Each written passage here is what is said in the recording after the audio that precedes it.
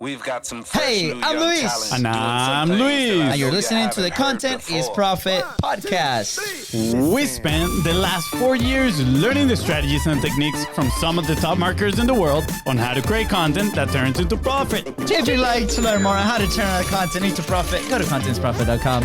Oh yeah, there's a small surprise in there for I you. thought for a second I there got that it. you were going to forget to press the button, No, but no, he no. did it. And guys, today, I got it. first episode of 2021, epic guest, epic topic. Tell me, what are we talking about? Publishing, buying and selling businesses, brutal honesty, Ooh, baby. and the hero factor. I honestly don't know if we're going to have enough time to discuss all these It's okay. things. You know, part but 2, part 3, part 4. we're gonna dive- Netflix is special. You know, C-suite special. I'm not saying. There we go. Oh, man. That's good. I like Yeah, okay. I like it. Who knows? All right. But I have a question for you. Do we have a sponsor today? And I'm going to throw it back to you, Fonzie. Do we have a sponsor today? Indeed, Yes. we do. Thank you for asking, good You're sir. welcome, you're And today's welcome. sponsor is your one and only, The Biz Bros with Content Momentum. No and you might way. be asking yourself, what is content momentum? Well, if you produce a long form piece of content just like this one that you're listening to or watching, and you want to turn it into value packed bite-sized assets, so then you can send it into social media and amplify your contribution. Again, amplify your contribution, not the noise. Ooh, let's then go. we want to help you out, get those That's new right, clients that's with right. those new assets. Hit us up, slide at the DMs Yes. at BizBrosCo on And then Instagram, on Facebook. Homework, guys. Go ahead and subscribe. Smash that subscribe button so you know when to find us every Tuesday, Thursdays, and Saturdays on your phone. And follow us on social media at BizBrosCo. That's right. That is That's right. right. And please, if you find this episode impactful, don't forget to share it and leave a 5-star review. Thank you. First episode of 2021. And just like that, just like the last episode of 2020, we have another epic guest. We also met today's guest at PodMax. And the first thing he said was, I hope there are no lawyers in here because all I want to do is punch them in the throat. Talk about an icebreaker. Just saying. Gotta say, that was freaking hilarious and amazing. But not too long after that, we were pen on paper taking notes on everything he was sharing. He is a pioneer at leveraging media to build brands and successful businesses. How do we know that? His track record of buying and selling over 250 businesses. That track record speaks for itself. Just saying. Yeah. He's also the best-selling author of The Hero Factor and founder of the C-Suite Network, a community for C-level executives and entrepreneurs who want to scale and succeed fast. Fun facts, he was on Celebrity Apprentice with Donald Trump, and he was the CMO of Kodak. I think I should have put in, instead of fun facts, epic facts Epic in facts, there. just saying. But that's okay. Most importantly, he is a family man. Please welcome best-selling author, host of the Old Business podcast, and someone that won't hesitate to punch you in the throat, Mr. Jeffrey Hayzlett. Hey, I'll only punch you in the throat if you deserve it. Otherwise, no, I'm okay. I'm all right. That's right. All right. So far, That's Why didn't I get the memo? Why didn't I get the memo about matching? I would have matched. Oh, man, It's I okay. would have had yesterday. my mom. I would have had my mom lay out the same color T-shirt. I would have done that. that's right. I know. That would have been great. That I would know. have been great. I mean, but right now we're matching with kind of the background. You know, you have the blue side of things. We got the red side of things. Burgundy-ish. Yeah. I'm just looking at the positive thing. Dude, Jeffrey, go. thank you so much for being on the show with us. Wow, what an incredible honor to have you here, especially after that event at PodMax. We were like mind blown with what you built over the years. To be honest, I had no idea who you were, even though you're super loud at the contributions that you take into the world. So I'm extremely grateful that you're here with us today. Appreciate it.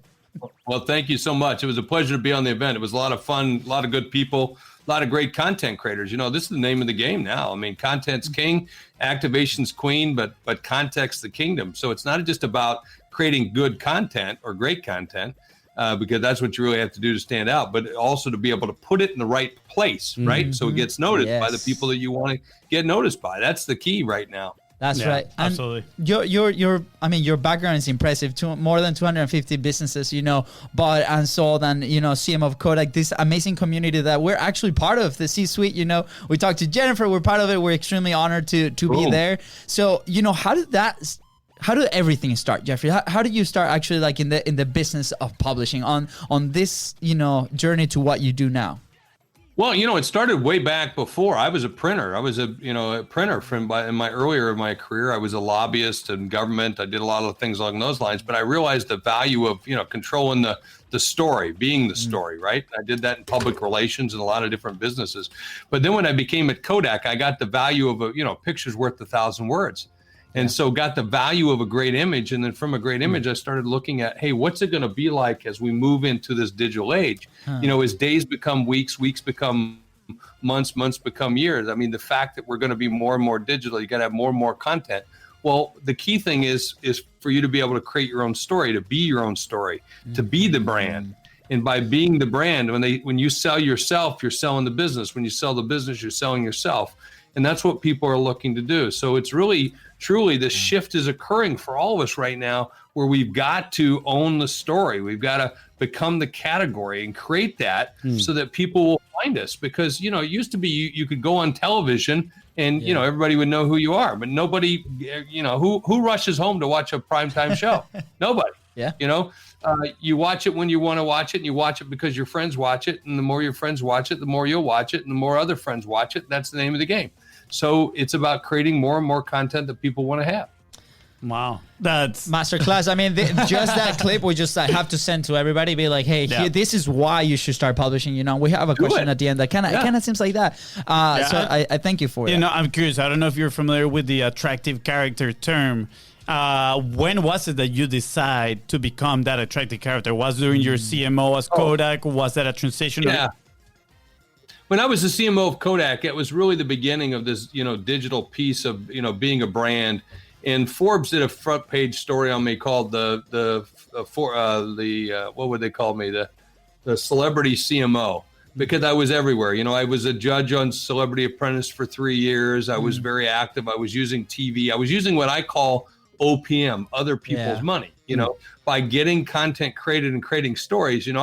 I named the very first chief blogger ever. But that was never a term that existed. I named the very first chief listening officer in social media. That had never been invented. And then I decided to utilize the brand of people, because that was very much at the core of what Kodak was, and to go out and create, a different story and tell the stories of Kodak, because, it was easy money. It was better money, and it was more believable because it was real. It wasn't being bought, Yeah. And as a result of that, I decided when I left Kodak, I was going to go out and start something, and I was going to create a personality brand around myself. I was very clear about that, because that's all I had. I didn't have anybody else. I looked around. It was just me. Absolutely. So I said, I'm going to create what I call a global business celebrity. And someone said once, well, what is that? And I said, whatever the hell we tell them it is. I mean, that's what it's going to be. And that's what we started out with. And then from that, I would show up at all these events and do all these things and, become somewhat of a celebrity. And of course, now here, 1 million followers later, we're monetizing that brand with a podcast, a TV show, 4 best-selling books, speaking on stages when you could speak on stages. Now I'm speaking in squares, but nonetheless the same thing, right? And then with it, I said, okay, we can teach other people how to do this, and we can create a network of executives and of people who want to do the same thing. And that's what we're doing with C-Suite Network, which led us to C-Suite, C-Suite Network, C-Suite Book Club, C-Suite Radio, C-Suite TV, Incredible. C-Suite, I mean, you name it. Yeah. We have 120 different entities. Yeah, you just described like an amazing evolution, from that decision of becoming the attractive character to, a few years after, like, okay, what that became, right? And you're now helping hundreds of entrepreneurs, executives to do something similar. So when a lot of people starts publishing, especially when we started publishing, we're now episode 125. It's easy to say it, but we weren't there, right? Like we spent 3 years trying to decide if this was the thing that we needed to do, right?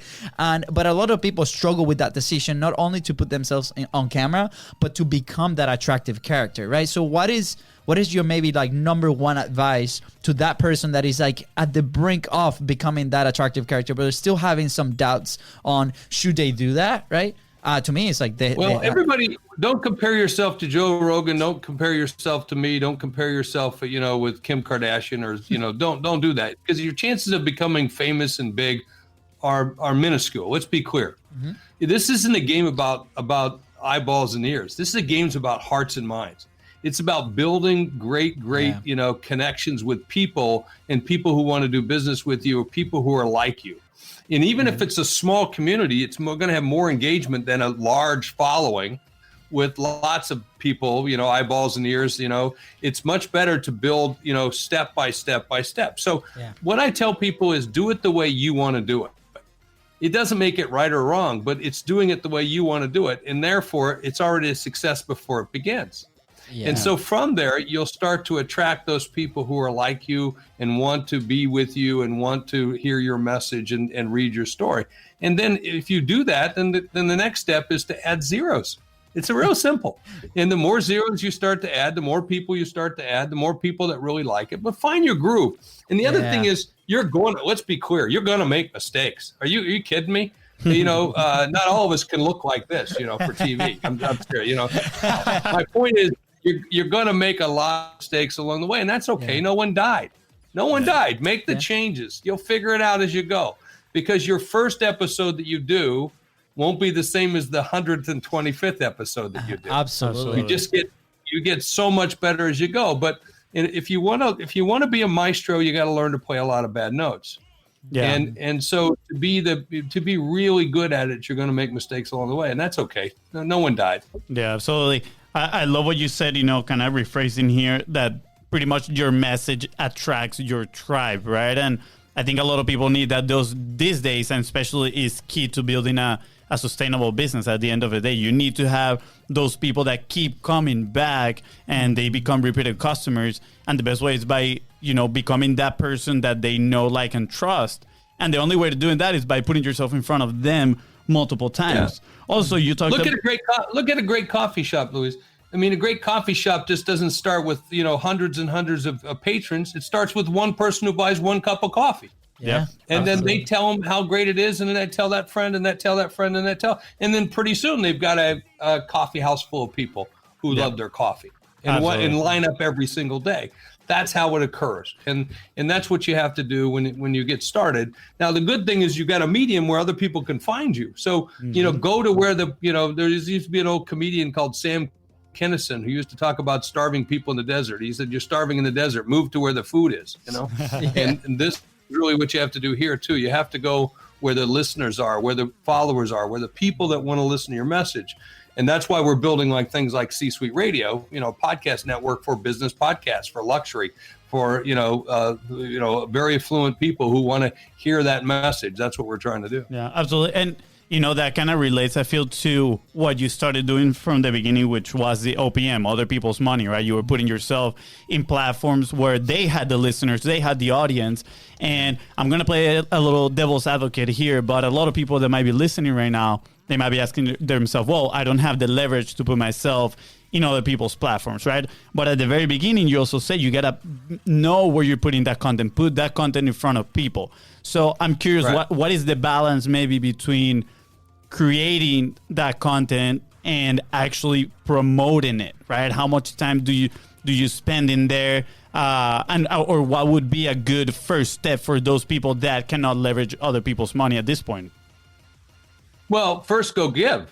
The first thing you can probably do is go give. The more you give, the what you'll get. So for instance, you might not have the platform yet, but go to others and congratulate them, share their content, be out there, be a cheerleader for them, and you help that. They'll notice. I mean, if I were out there promoting your content before I had a show, you would notice that. If every week I was liking it and commenting on it and sharing it out and reposting it, you would notice that. And then when I happen to do a podcast, and then I come to you and said, I did a podcast. Oh, yes, we remember you. Thank you so much for sharing. Thanks for being such a great fan. Yes, let's have you on the show. Or maybe you're not right for my show. Here's another show that I know of, and let me recommend you to them.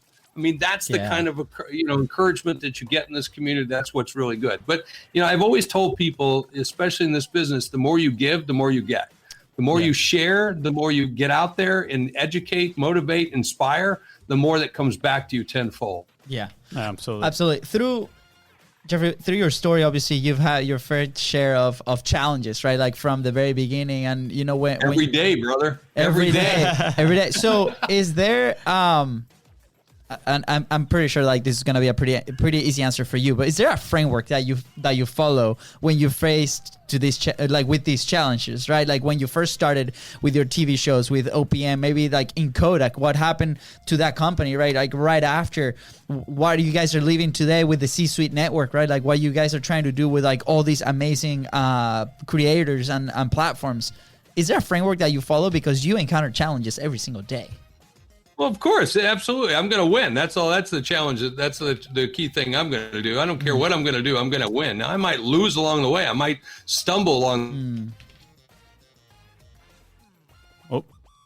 the way. I might make mistakes along the way. And I'm going to do all those things numerous times. There's just no doubt about it. Okay. Yeah. I mean, if you haven't lied awake at night wondering how you're going to make payroll the next day, then you haven't lived as an entrepreneur. I'm just telling you. It's just the nature of the game. And so you're constantly selling, you're constantly raising money, you're constantly, working and working and working. I mean, it's the best job you could have for 120 hours a week. I mean, that's the name of the game for most of us. So just have to understand, if it was easy, everybody else would do it. Yeah. And it's not. It's a difficult lifestyle, but it's one that's rewarding and challenging and fun. And I go to bed every single night hoping I'm going to hurry up and sleep so I can get to work the next day. Now, that's a pretty good thing. Yeah. And so that's, so I go at it with that attitude. I mean, so I look at, by the way, I start every morning off with what's the hardest thing I've got to get done today? And I get that done first.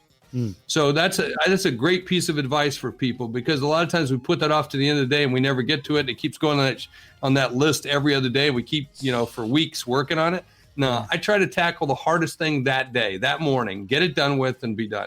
I also block a great deal of my time out in the morning for me. I'm going to set my schedule. I'm going to set where I want to go, what I need to get done. I'm not going to have others do it for me. So the first couple of hours is mine. And I really I've learned that more in my latter half of my life than the first half, but you start to understand that time is inventory. It's money. Yeah. And absolutely. you want to protect that as best you can.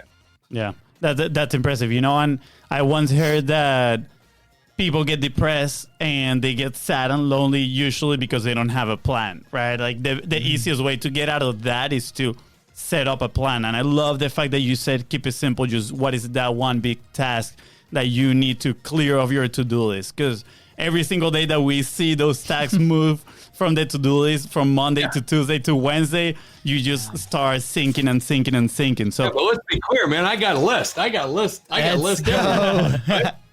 We all got lists, So Fonzie just goes super excited. Once I cross off one, there comes 5 more things. Yeah. It's like amazing. Fonzie just goes super excited because you show paper. We have this war between, I'm technology a little bit and Fonzie is like pen and paper, right? Like it's fine, find your stuff, but at the end of the day, you're still crushing those goals and those to-do items, right?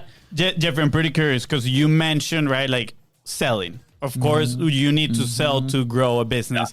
Yeah. And I feel something that has happened in today's culture of content creation, if you want to put it that way, is that people are maybe expecting to just give, and in return, they're going to get sales, right? And I feel like they are maybe using that as an excuse to be proactively selling in a proactive manner.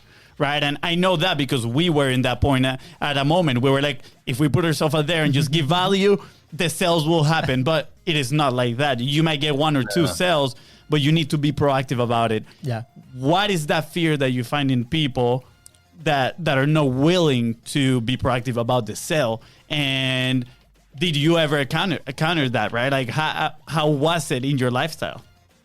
If you're not willing to sell, if you're not willing to ask for the sale, it's never going to come to you, period. I mean, you might throw it out there and hope that you get lucky, but if you're not swinging at the ball, you never hit a home run.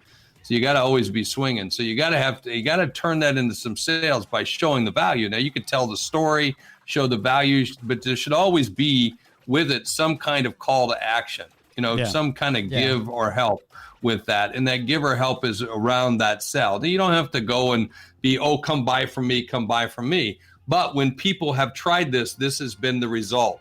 As working with me or doing with this. So there's a different way you can tell that story, and you just have to be finesse enough about it to be able to give it in that manner, right? Yeah. And it's selling without selling, And that's what people really want. They want the genuineness of the content. They want the genuineness of the engagement and the interaction. And so from that, you should be able to get it. But you should never be afraid to sell. You should never be, I mean, like if you come to our C-suite network meetings, you can come as my guest the first time. You can come, the second time. Third time, you should bring a hot dish. You should bring something to the meal, And I'm very upfront with people about that because, why should I do more for you than you're willing to do for yourself? Absolutely. And so you have to state what I call conditions of satisfaction. That if I do this for you, will you do this for me? Yeah. And then what are those? And can we work out those mutual conditions of satisfaction? And it's important for people to have those conversations so there's no ambiguity about it. And I have no problem with that. Never have in terms of being able to state that with people, because my time is valuable. I respect your time, but if we started off a conversation where you and I were beginning the conversation for both of you, I'd say, how can I help you? That'd be my first question to anyone that I talk to. I start every question with, how can I help you? Yeah. Thank you. That's impressive. I'm curious because you've bought and sold over 250 businesses. What is the difference between selling something at a lower ticket and those big businesses, right? Besides the obvious point of the timeline that it must take for all the legal work to buy and sell a business. But is there a mindset level of things, or you approach it the same exact way? I approach it the exact same way. So whether you're a business in Main Street in Sioux Falls, South Dakota, or on Wall Street, there's no difference between the business. It's just zeros. It's the same kinds of people, same kinds of things. Someone has something to sell, someone wants to buy something, or someone doesn't know they need it yet. So, it always gets down to certain kinds of things in selling. It gets down to the connection that you make with the buyer in terms of trust, right? Yeah. And then it gets down in terms of the value of the transaction, and then the ability to be able to transact. And it's really that simple. And I'm working on a multi-billion-dollar thing right now. It's a $21 billion transaction. Wow. And in that transaction that I'm working through, it's simple little personal things and communication. Okay. And this person heard this. No, that's not the case. Let's make sure we make that clear. It's a misunderstanding. No, let me educate you on international banking and the transfer of funds and how that works with our bank and how we pull it into an escrow account, how we save that until we transfer the title. I mean, let's work through those issues, but it's all the same things. And it's no different than if I were to walk into a store and I'd have to negotiate getting my car fixed or this done or this done. Exact same things have to occur. Yeah. In a more retail environment, it's a little bit more spelled out than if it were more of a consultative sale or those kinds of things, but it's always the same. Yeah, it's always. I feel very excited right now because we've had a look through you on the other side. It's like, okay, what happens as you move up that ladder, right? And you're giving us a very encouraging answer because a lot of entrepreneurs are today publishing, creating value, building trust, right? And these are the ingredients that we need to move forward with our businesses, with our impact, with the things that we can contribute to your life. World. Exactly. With your life. Exactly. If you operate your business in the same values that you operate your life, what a great thing that would be. Incredible. Then we know when I see you talk to me, whether you're living next door to me or we're transacting across the seas, it's the same thing. Yeah. And so you can get that sense of value, that sense of who I am and what I am. Hopefully you get that in business and you'll get that in my personal life, right? Absolutely. And to me, they should be the same. And we should, for a long time, we put these facades up that it was one way this way and another way like this. Well, social media is breaking down all those barriers for us, which is awesome. And we're seeing what the real things are. And all this crap of people taking pictures of their food and this or that, and they're influencers, and that's all bullshit, because I've seen influencers that had 2 million followers and couldn't sell a t-shirt. So, absolutely. Yeah. But if you're genuine and you're real and you believe in the products and you like the things, I never say anything bad about products. I don't say anything bad about companies because, every company has a bad day. Now, there are some companies that are real assets. They're just they're poor companies. We know who they are. But by and large, I talk about brands and things that I like and enjoy. And, and use or drink or eat. I love those things. Yeah, you know? Absolutely. I think one of the biggest values on publishing too is that you can get to connect with those people with the things that you like, the things like the indoctrination process, right? You build that trust, and we have actually some clients that have amazing platforms in the real estate, in the home care industry, where they're indoctrinating these people, their clients, and they're now they're having repeat sales, people coming back to them, referring them, and it just translates into business, right? Which is incredible.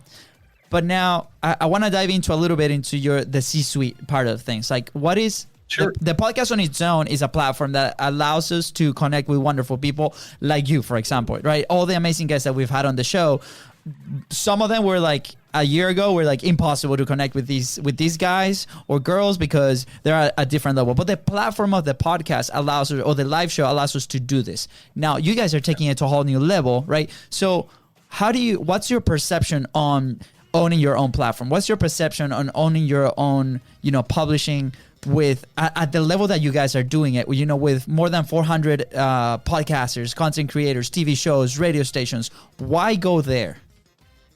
Well, for us, it's about controlling the message and then servicing a wide variety or a trusted network. In fact, that's what the C-Suite network. So when you look at the C-Suite network, we're very much like a giant sequoia tree. And underneath this sequoia tree, if you've ever walked into redwood forest, you walk in and there's this giant canopy, and underneath this is this lush ecosystem. Where our goal is to become that lush ecosystem, that marketplace for people to do it. So think of us like the B2B for Amazon, and that's indeed what we're trying to do. So we're trying to build a community of like-minded individuals who want to do business, who want to trust one another, who are worried about, is that LinkedIn profile real? Is this real? Is that website this? Whatever, so we can come together and trust one another. Yeah. The second thing is then the content itself. How can you trust the content? And so to be a platform for that, then that's trusted content because we check it off and say, this is one of us, right? Yeah. The next thing, then the convening, the meetings to be able to provide the education, the motivation, the inspiration. And fourth is then the concierge or services. So for us, it's about that marketplace and community that we want to build. Yeah. And so media is how we do that. Content is how we do that. Yeah. Because without the content, then we have no way of being able to tell the story. And so by bringing people together, putting them under the canopy, of the C-Suite sequoia tree, then we're able to have this wonderful ecosystem that we're able to conduct business in. Yeah, that's incredible. If you don't mind me asking, how did that idea came to your mind? Like, were you modeling from something that you saw in a different industry? Or one day you were like, you know what, I want to bring all these people together. I'm very curious on how that idea. More like I wanted to bring all these people together, and then we started to formulate what would work and how it would work. Although I looked at, we're some of the best platforms out there today that have that sequoia effect. Yeah. Well, it's Facebook, it's LinkedIn, it's Salesforce. It's Amazon, where they built this entire ecosystem where everybody can play in a very safe environment. They build businesses upon it. Well, we're going to do the same thing. So here is this wonderful network. You come, you join, inject your own DNA into it, and us into you. So together, we're all working together. We're all giving. And the more we all give, now we can tell our story through podcasting, through TV, through books, through, in the meetings, presenting in meetings, being a part of meetings, all of that and then of course we have lots of peer-to-peer councils that you can join. Absolutely. That's amazing. One of our biggest lessons for 2020 was environment. For us, we were doing everything alone for like 4 years and we weren't moving anywhere. We were just stuck in the same place, not growing as a business or personally either. And the moment we joined a community of like-minded entrepreneurs, it changed for us. Everything just started growing. Go find more. They're not just one, there's many. Exactly. Yeah, and absolutely. That's the key. I belong to lots of different groups because of that, right? Mm-hmm. I mostly belong to the C-Suite network, but I belong to many others, and we're starting. We have our Hero Club, we have our CMO Council, we have our Women's Leadership Group, we have a Manufacturing Council, I can keep going. We'll put the list. We'll ask around. We'll put the list right below. People can't join there. and that was that's where I wanted to come is like for those that are listening, I definitely encourage them to check out C-Suite Network because it's a huge community of like-minded entrepreneurs that you don't even know who you can meet there that can help you take your business to the next level. I mean, next to you in the square. I mean, if you come on a Friday night or you come to our digital discussion this weekend, I've got the CEO of Fast Signs, the CEO of the IFA, the International Franchising Association. I have the CEO of Crunch Fitness on this week. That's who I have, and I'll be interviewing. It's incredible. And then you get to interact and get into a room with them, ask them any question you want. And then on Fridays, we have a celebration event, which is like a cocktail party. You know, like when on Fridays, you used to drive home, and before you went home, you stopped at the bar to meet a bunch of friends, and you might do some high fives or pat in the back, or maybe you need a big hug because you had a real shitty week, whatever. Yeah. You know, that group gets together, and you don't know who you're sitting next to in the square. The square next to you might, this guy might be running a $100 billion business. Mm-hmm. This one might be a brand new startup. This one might be former lieutenant governor of the state of, of Illinois. I mean, you never know who's in the squares next to you. It's awesome. That is so crazy. That just reminded me of the moment when we joined our first community. Right before that, we were at this live event, and the guy on stage said, put on paper your goal for the next year. And I think we put something like $3 million. No, it was 300 grand. Oh, it was $300,000. Yeah. And the guy sitting right next to us, he turned around and he looked at us and he's like, why so low? Aim higher. And we looked at his paper and it says something like $30 million. And we started talking. Turns out he had a real estate business that was making, I think it was like $10-15 million. And we're like, wow, that is crazy that we have the opportunity of sitting right next to these people. And I feel now also digitally, it's even better because, the accessibility is faster. You don't have to actually travel. So that is a big plus. And I'm curious because you are a very self-driven person, I can tell. But did environment play a big role in your upbringing, if you want to put it that way? Yeah, well, I mean, my father was in the military. My mother was a bookkeeper, became a real estate agent. So, we didn't live a very rich environment. Yep. I just always knew I always wanted more than what I had when I was growing up. Mm-hmm. And I didn't want to, we shopped at Sears. We did those things, all the great things that, made up my life great. But, I always wanted more. And I wanted to be able to, drive my own personal conditions of satisfaction, which was to build wealth for my family. To be able to have what I wanted to have and my family to have what it wants to have as we move forward into the future. Mm-hmm. Second, I wanted to do something that was exciting and new and I would learn from. And third, I wanted to have fun. Those were my three driving factors. So those were the things that drove me. That's amazing. Yeah, I think the fact that you know exactly what those are, so many people are trying to find those. For us, I think we had a solid, knowledge on that. But then as soon as we started publishing, this became our crack. We were like, man, like we would love to be, in front of this camera, connecting with people every single day, right? And my wife is like, you should go out and make some friends in the real world. I'm like, I am. It's just digital. I promise you. And a better quality too, for sure. Yeah, absolutely. But let me add though, guys. The first goals though were to eat.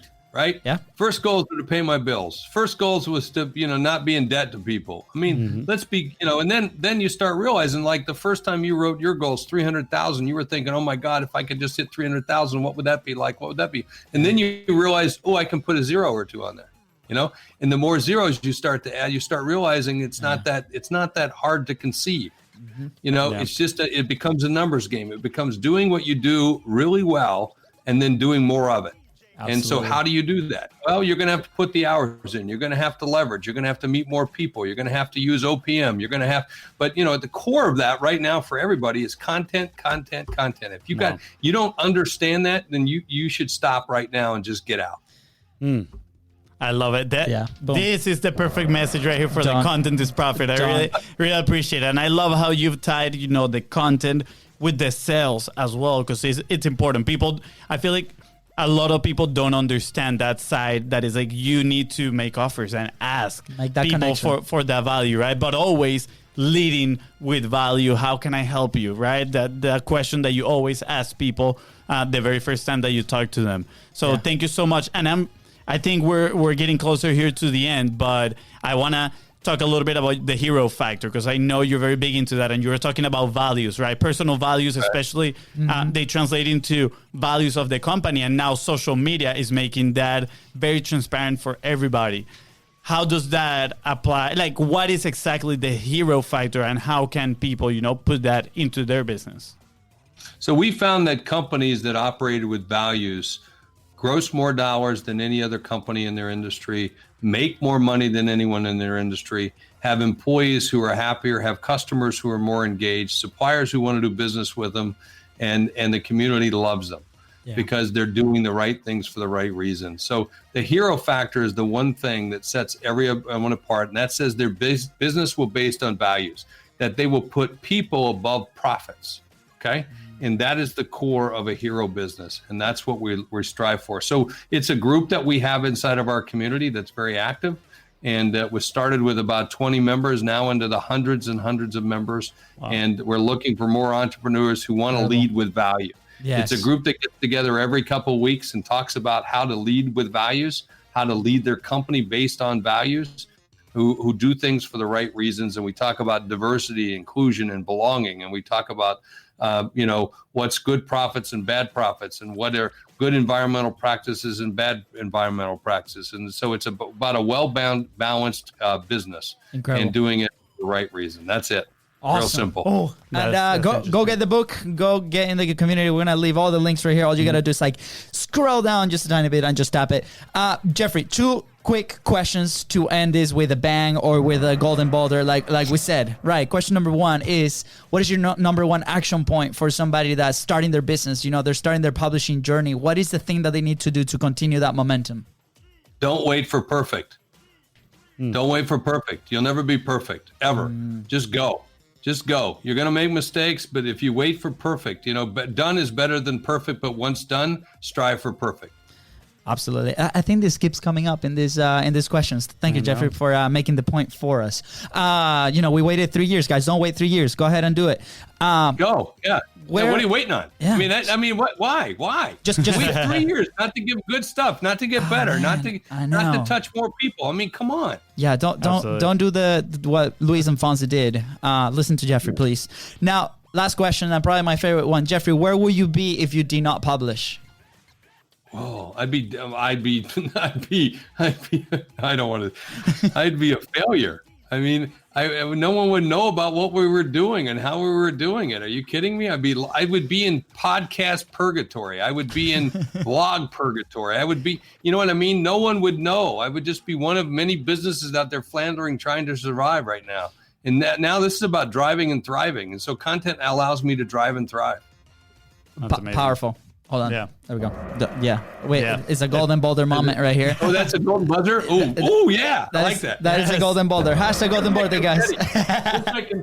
I know. We also, we can celebrate this like that. Dude, Jeffrey, what an incredible honor. Thank you so much for sharing your time. I'm sure we'll be... Let's do it again. I'm game. Let's do it again. Sounds good. Let me know. I'll be here. Part 2, absolutely. And then C-Suite has the rights for this interview, so you guys can broadcast in all the TV channels, and then we can show up together. Now, Jeffrey, where can we find you? Where can people connect with you, with the company, with C-Suite? How can they reach out? Anything with C-Suite. If you look up anything with C-Suite, C-Suite Network, C-Suite Radio, C-Suite Book Club, C-Suite TV, C-Suite Supplies, C-Suite Loans, C-Suite, you name it, you can find it. Or Hayzlett, Hayzlett. Awesome. That's it. We're gonna leave the 300 links right below, so just choose one and go there. It will be fine. Guys, thank you so much for tuning into the Contents Profit Podcast. Go ahead and subscribe. Smash that subscribe button and follow us on social media at BizBrosCo. That is right. And if you find this episode impactful, which I am sure you did because Jeffrey was amazing, please don't forget to share it and leave a 5-star review. Thank you. Thank you, guys.